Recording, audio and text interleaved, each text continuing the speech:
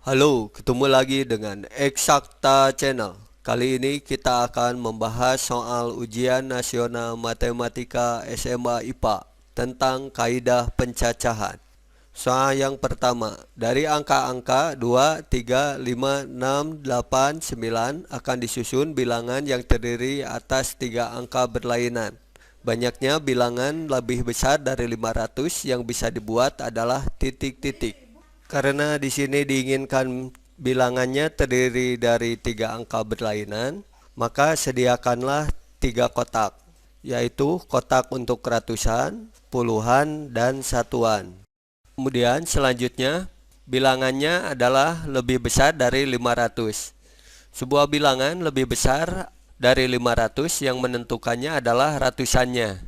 Dari angka 2, 3, 5, 6, 8, 9, supaya bilangan tersebut lebih besar dari 500, maka angka ratusannya adalah 5, 6, 8, dan 9. Berarti yang bisa mengisi angka ratusan ada 4 angka. Selanjutnya, untuk mengisi angka puluhan, karena di sini diinginkan angkanya berlainan, dari 6 angka yang tersedia yaitu 2, 3, 5, 6, 8, 9, salah satu angka dari keempat angka ini tidak boleh terpakai lagi di angka puluhan. Berarti dari 6 ini diambil 1 jadi 5. Kemudian di angka satuan yang boleh mengisi adalah dari 6 angka ini diambil 1 angka di ratusan, 1 angka di puluhan. Berarti yang tersisa adalah 6 dikurangi 2 atau 4 buah angka. Maka banyaknya bilangan yang lebih besar dari 500 yang bisa dibuat dan terdiri dari angka berlainan, banyaknya adalah 4 kali 5 kali 4, yaitu 80 bilangan. Jadi jawabannya adalah B. Soal berikutnya, dalam suatu kelompok diskusi yang beranggotakan 4 pria dan 6 wanita, akan dipilih 3 orang secara acak untuk mempresentasikan hasil diskusinya. Banyaknya cara memanggil 1 pria dan 2 wanita adalah titik-titik.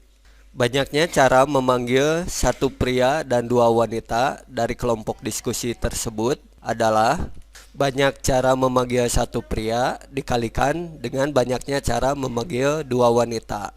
Nah, banyaknya cara memanggil 1 pria dari 4 pria yang ada, ini merupakan soal kombinasi. Nah, kenapa soal kombinasi?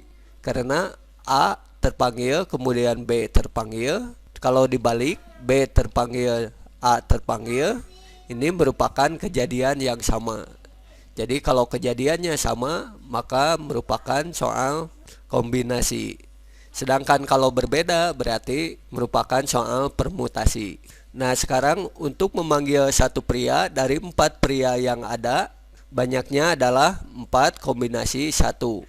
Dikalikan dengan banyak cara memanggil 2 wanita dari 6 wanita yang ada, yaitu 6 kombinasi 2. Ini akan sama dengan 4 faktorial dibagi 1 faktorial dikalikan dengan 4 kurangi 1, yaitu 3 faktorial, dikalikan dengan 6 kombinasi 2, yaitu 6 faktorial, dibagi 2 faktorial, dikalikan dengan 6 kurangi 2, yaitu 4 faktorial. Sekarang ini tinggal dihitung. Di sini di atas dan di bawah ada angka 4 faktorial, berarti 4 faktorialnya bisa dicoret. Berikutnya 6 faktorial dibuat 3 faktorial, maka menjadi 6 kali 5 kali 4 kali 3 faktorial. Dibagi 1 faktorial, karena 1 faktorial hasilnya 1, berarti tidak usah ditulis. Kemudian 3 faktorial dikalikan dengan 2 faktorial. 2 faktorial ini dibuat atau diuraikan menjadi 2 kali 1. Sehingga sekarang 3 faktorialnya bisa dicoret atau dibagi lagi dengan 3 faktorial. Kemudian 4 dibagi 2 hasilnya adalah 2. Maka ini hasilnya sama dengan 2 kali 5, 10 kali 6, 60. Jadi banyaknya cara memanggil 1 pria dan 2 wanita dari 4 pria dan 6 wanita adalah 60 cara. Jawabannya adalah D. Soal nomor 38, banyak bilangan kelipatan 5 yang terdiri dari 3 angka berbeda yang dapat disusun dari angka 0, 1, 2, 3, 4, 5, 6 adalah titik-titik. Karena bilangan yang akan dibentuk terdiri dari 3 angka, maka sediakanlah 3 kotak, yaitu kotak untuk ratusan, kotak untuk puluhan, dan kotak untuk satuan. Selanjutnya, bilangan yang dibentuk tersebut merupakan kelipatan 5. Sebuah bilangan kelipatan 5 atau bukan tergantung pada satuannya. Apabila satuannya 0 atau 5, maka bilangan itu pasti kelipatan 5. Sebaliknya, kalau bukan 0 atau 5, maka bilangan tersebut bukan kelipatan 5. Tetapi di sisi lain, 0 tidak boleh di angka ratusan.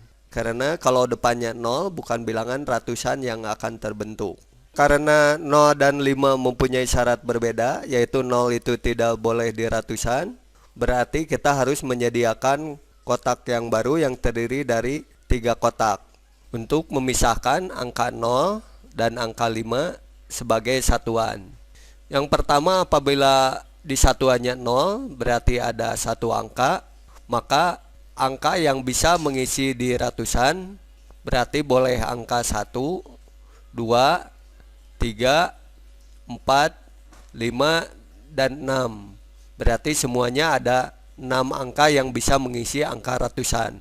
Sedangkan angka yang bisa mengisi angka di puluhan berarti sisanya. Karena di sini diinginkan 3 angkanya berbeda. Berarti dari 7 angka, yaitu dari 0 sampai 6, satu udah terpakai di satuan, satu lagi sudah terpakai di ratusan.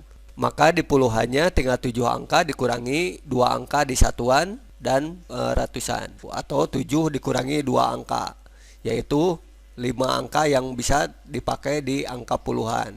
Sehingga banyaknya bilangan yang merupakan kelipatan 5 dan satuannya 0 adalah 6 kali 5 kali 1, yaitu 30 bilangan.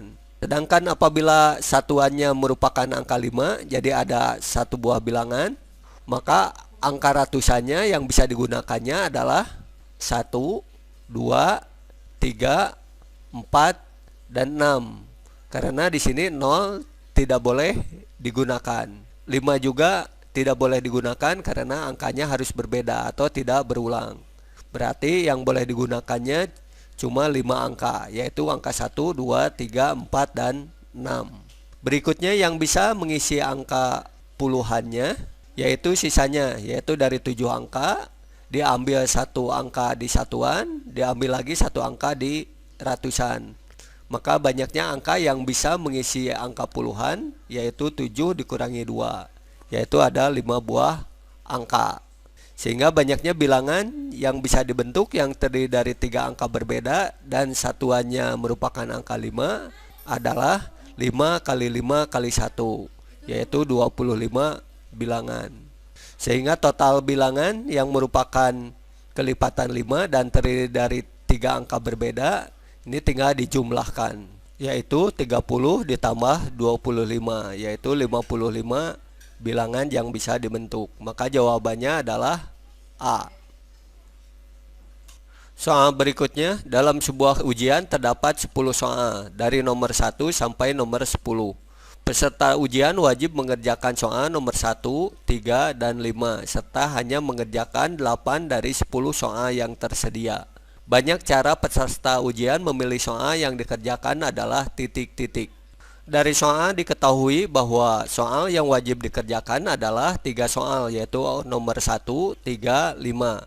Berarti kita boleh memilih dari 10 soal ini, karena 3 wajib, maka tinggal sisanya, yaitu 10 dikurangi 3, yaitu 7 soal. Nah, dari 7 soal ini tidak harus semuanya dikerjakan, karena dari 10 soal kita hanya mengerjakan 8 soal.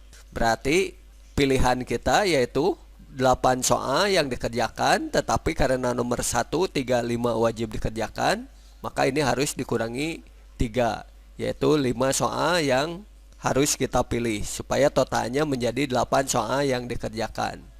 Nah, kemudian untuk menentukan banyaknya cara mengerjakan soal dari 7 soal, kita memilih 5. Ini apakah kita harus mengerjakannya dengan cara permutasi atau kombinasi? Kita cek dengan memilih soal, misalnya mengerjakan soal nomor 8, kemudian 9. Apakah sama atau berbeda kalau urutannya dibalik? Apabila mengerjakan soal nomor 9, kemudian berikutnya 8. Karena mengerjakan soal nomor 8 kemudian 9, atau nomor 9 kemudian berikutnya 8, ini merupakan kejadian yang sama, berarti ini merupakan kombinasi. Maka cara memilih banyaknya cara mengerjakan soal ini gunakan rumus kombinasi, di mana n-nya 7, r-nya 5. Jadi 7 kombinasi 5. Jadi n-nya 7, r-nya 5. Ini akan sama dengan 7 faktorial dibagi r faktorial, yaitu 5 faktorial, dibagi n dikurangi r, atau 7 dikurangi 5, yaitu 2 difaktorialkan. Nah, berikutnya ini tinggal dihitung 7 faktorial. Di sini ada penyebutnya 5 faktorial, maka 7 faktorial dibuat 5 faktorial. Maka menjadi 7 dikali 6 dikali 5 faktorial dibagi 5 faktorial. Kemudian 2 faktorialnya diuraikan menjadi 2 dikali 1. Sekarang 5 faktorialnya karena ada di atas dan di bawah berarti dicoret. Kemudian 6 bisa dibagi 2, yaitu hasilnya 3. Maka ini tinggal dikalikan, yaitu 7 kali 3 diperoleh 21. Maka banyaknya cara memilih soal yang dikerjakan, yaitu ada 21 cara. Berarti jawabannya adalah A. Soal berikutnya, dalam suatu organisasi akan dipilih pengurus sebagai ketua, sekretaris, dan bendahara dari 8 calon yang memenuhi kriteria. Banyak susunan pengurus yang mungkin dari 8 calon tersebut adalah titik-titik. Dari soal disebutkan dari 8 calon, maka n-nya ini harus sama dengan 8. Kemudian akan dipilih ketua, sekretaris, dan bendahara. Maka r-nya sama dengan 3. Selanjutnya, untuk membedakan apakah ini dikerjakan secara permutasi atau kombinasi, kita cek dengan kejadian apabila A menjadi ketua, kemudian B sekretaris. Kalau dibalik, B menjadi ketua dan A sekretaris, ini merupakan kejadian yang berbeda. Jadi AB beda dengan BA. Karena AB beda dengan BA, maka ini merupakan kejadian permutasi. Sehingga banyaknya susunan pengurus yang mungkin, ini n-nya 8, r-nya 3, jadi 8 permutasi 3 akan sama dengan 8 faktorial dibagi 8 dikurangi 3, yaitu 5 difaktorialkan. Ini akan sama dengan 8 kali 7 kali 6 kali 5 faktorial dibagi 5 faktorial. Maka akan sama dengan 5 faktorialnya bisa dicoret, sehingga hasilnya 8 kali 7 kali 6, yaitu 336. Selain cara permutasi, soal ini bisa dikerjakan dengan cara pengisian tempat, yaitu disediakan 3 kotak, yaitu kotak pertama untuk menentukan banyaknya kemungkinan ketua, kotak kedua banyaknya kemungkinan sekretaris, dan kotak ketiga banyaknya kemungkinan bendahara. Dari 8 calon, kemungkinan yang jadi ketua adalah 8 orang. Jadi salah satu dari 8 orang ini akan menjadi ketua. Kemudian banyaknya kemungkinan sekretaris, karena ketua tidak boleh jadi sekretaris, maka banyaknya kemungkinan sekretarisnya jadi 8 dikurangi 1, jadi 7 orang. Jadi salah satu dari 7 orang ini mungkin jadi sekretaris. Sedangkan bendaharanya tinggal dari 8 diambil 1 sebagai ketua, diambil 1 sebagai sekretaris. Jadi 8 dikurangi 2. Maka ada 6 kemungkinan yang akan menjadi bendahara. Jadi banyaknya susunan pengurus yang mungkin adalah 8 kali 7 kali 6. Diperoleh 336. Maka jawabannya adalah C.